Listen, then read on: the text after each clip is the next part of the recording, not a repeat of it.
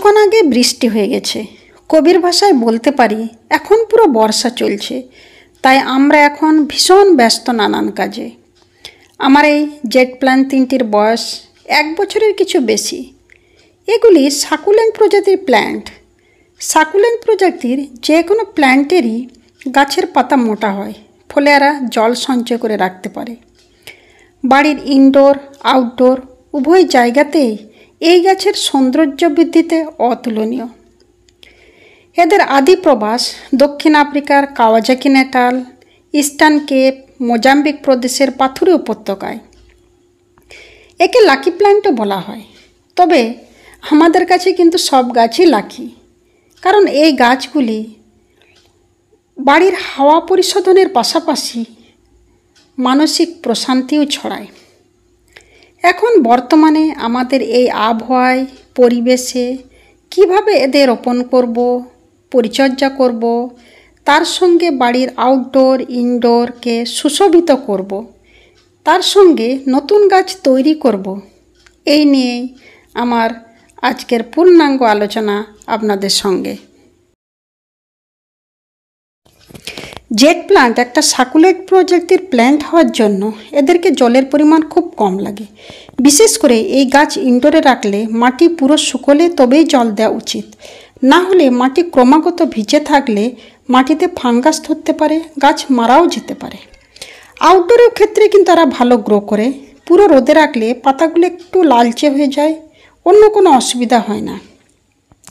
ইনডোরের ক্ষেত্রে এই গাছটিকে কিন্তু একটা আলো সমৃদ্ধ রাখতে হবে, না হলে সে আপনার ইনডাইরেক্ট সানলাইটই হোক বা আর্টিফিশিয়াল লাইট হোক, না হলে গাছটা ল্যাগি হয়ে যায়, পরে মারাও যায়। মাটি তৈরির ক্ষেত্রে বলতে পারি এদের কিন্তু খুব বেশি সার সমৃদ্ধ মাটির প্রয়োজন হয় না। এখানে দেখুন আমি মাটি নিয়েছি। এখানে আমার আছে বালি মিশ্রিত 2 ভাগ ঝুরঝুরে মাটি। এটা হচ্ছে আমার পাতা পচা সার, তার সঙ্গে আমি কিছু পাথর কুচি মিশিয়েছি, যাতে পাথুরে এলাকার একটা পরিবেশ দেওয়া যায়। এটা হচ্ছে অ্যান্টি ফাঙ্গাস, যাতে ফাঙ্গাস রোধ করতে পারে প্রথমবারের জন্য গাছ শিফট করার পর। এগুলো প্রথমে জেট প্ল্যান্টকে কিন্তু বড় পটে দেওয়া উচিত নয়। এখানে আমি ছোট পট নিলাম। ছোট পটের প্রাথমিক পর্যায়ে এখানে দেখুন আমার চারা তৈরি করা চারা, এগুলো কিন্তু এই বড় গাছ থেকেই কেটে করেছি। প্রথমে দেখুন ড্রেনেজ সিস্টেমটা তৈরি করে নেব। কিছু পাথর কুচি ছড়িয়ে দিলাম, এরপরে উপরে বালি ছড়িয়ে দিলাম যাতে জল স্ট্যাক না হতে পারে। এরপরে মাটি আর সার অ্যান্টিফাঙ্গাস সব ভালোভাবে মিশিয়ে নিচ্ছি। তারপরে গাছটাকে রোপণ করা আপনাদেরকে দেখাচ্ছি। ভালোভাবে মেশানো হয়ে গেল। এবার দেখুন গাছটাকে রোপণ করছি। আমি কিন্তু প্রথমবার আমার গাছগুলিকে কাটা ডাল থেকেই তৈরি করেছিলাম। আমার হাজব্যান্ড ডাল এনে দিয়েছিল। পরে এই চারাগুলি কিন্তু আমি ওই আমার তৈরি করা গাছ থেকেই পরে কেটে করেছি। বসাচ্ছি, দেখুন কেমন ভালোভাবে শিকড় হয়েছে। দেখুন সুন্দর শিকড় গজিয়েছে। মাটিটা হালকা সরিয়ে দিলাম হাতে করে, এবার প্রেস করে হালকা বসিয়ে দিচ্ছি। এবার আপনাদের দেখাচ্ছি গাছের কাটিং থেকে কিভাবে চারা তৈরি করবেন। জেট প্ল্যান্টের কাটিং থেকে চারা তৈরি খুবই সহজ। এখানে আমি মূল গাছ থেকে কিছু অংশ কেটে নিচ্ছি, বাড়তি ডাল কেটে নিচ্ছি, কারণ এখন বর্ষাকাল প্রচুর নতুন নতুন ডাল গজিয়েছে।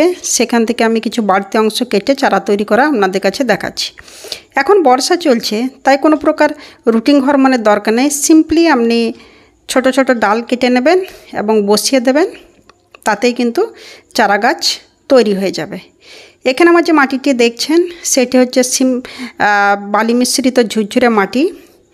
এতে আমি অ্যান্টিফাঙ্গাসগুলো জল দিয়ে মাটিটাকে প্রথমে ভিজিয়ে নিয়েছি, তারপরে এই কাটিংগুলো বসাবো। নিচের অংশে 2-3টি পাপ পাতাগুলো সরিয়ে দিন, 2-3টি পাপ নিচের অংশে দিয়ে দিন। এরপরে একটা একটা করে বসানো হয়ে গেলে, কাটিং বসানো হয়ে যাওয়ার পরে এটাকে কিন্তু সপ্তাহে 2-1 ছায়াযুক্ত জায়গায় রেখে দেবেন। প্রয়োজন মতো জল দেবেন, খুব বেশি জলের প্রয়োজন নেই।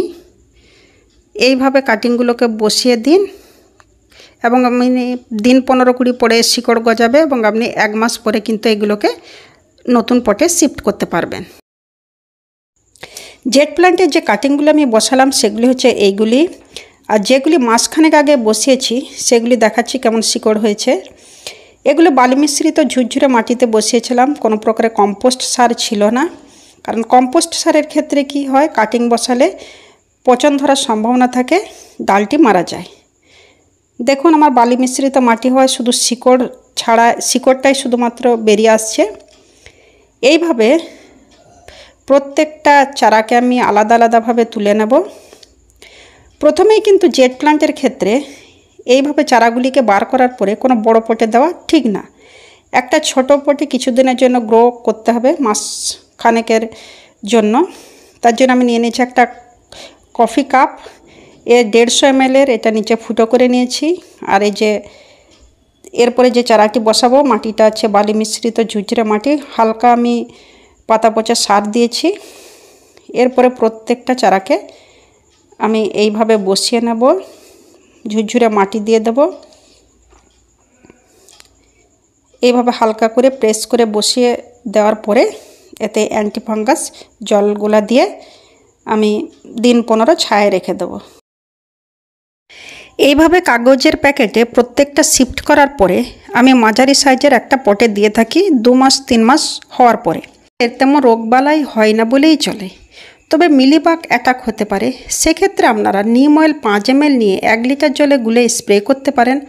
আর বেশি ছায়া থাকলে ফাঙ্গাস অ্যাটাক হয়, তার জন্য আপনারা সাপ কিংবা বেবিস্টিন যে কোনো একটি অ্যান্টিফাঙ্গাস নিয়ে 1 লিটার জলে 2 গ্রামের মতো গুলে মাটিতে ঢেলে দিতে পারেন 15 দিন অন্তর। এই গাছগুলি আমি বনসাই করার চেষ্টা করছি, যদিও আমি খুব বেশি কাটাই ছাঁটাই করার সময় পাই না। আপনারা কিন্তু জেট প্ল্যান্টে সুন্দর মনের মতো বনসাই তৈরি করতে পারবেন। সেক্ষেত্রে গাছটিকে 2-3 বছর সময় দিতে হবে আর নিয়মিত কাটাই ছাঁটাই করতে হবে, হালকা খাবার দিলেই চলবে। জেট প্ল্যান্টের সুন্দর বনসাই কিন্তু বাড়ির ক্ষেত্রে দারুণ মানানসই। এর খাবার দাবার বা পুষ্টির ব্যাপারে বলতে গেলে এই গাছের কিন্তু তেমন কোনো খাবার দাবারের প্রয়োজন পড়ে না। আমি যেমন প্রথমে যখন গাছগুলি বসিয়েছিলাম পাতা পচা সার মিশিয়েছিলাম, পরবর্তীকালে যে গাছগুলি আমার আউটডোরে থাকে সেগুলিকে কিন্তু আমি খোল পচা জল দিয়ে থাকি। যেমন আমার প্রত্যেকটা গাছকে দিয়ে থাকি 15 দিন 20 দিন পর পাতলা খোল পচা জল, এগুলিকেও সেইভাবে দিয়ে থাকি। ইনডোরের ক্ষেত্রে কিন্তু খোল পচা জল দেওয়া যাবে না, সেক্ষেত্রে ফাঙ্গাস গ্রো করতে পারে। সেক্ষেত্রে আপনারা NPK 90-90-90 বা NPK 20-20-20 5 গ্রাম নিয়ে 1 লিটার জলে গুলে স্প্রে করতে পারেন। সেক্ষেত্রে এদের কিন্তু কোনো প্রকার পুষ্টির ঘাটতি হবে না। আর বেশি কিন্তু ছায়ায় রাখবেন না, যেখানে খুব আলো সমৃদ্ধ জায়গায় সেখানে গাছটিকে ইনডোরে রাখার চেষ্টা করুন। গাছ তৈরি করুন, ভালো থাকুন, সুস্থ থাকুন। চলুন গাছ লাগাই, আবার আমাদের পৃথিবীকে সবুজ করে তুলি।